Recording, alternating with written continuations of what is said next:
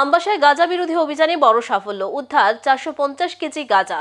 গোপন খবরের ভিত্তিতে আমবাসা থানার পুলিশ 450 কেজি গাঁজা সহ দুই পাচারকারীকে আটক করল।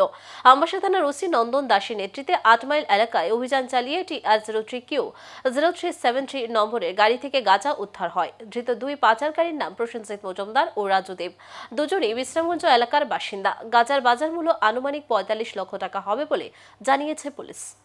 সকালবেলা একটা আমরা সিক্রেট ইনফরমেশন পাই যে একটি আর্টিকা গাড়ি যার নাম্বার TR03Q0373 নাম্বারের গাড়ি করে কন্ট্রাব্যান্ড আইটেম আসতে পারে এবং তার গঙ্গানগর হয়ে আমবাসার দিকে যাবে। অ্যাকর্ডিংলি আমরা অফিসার সহ আমরা অ্যাম্বুশ করি ও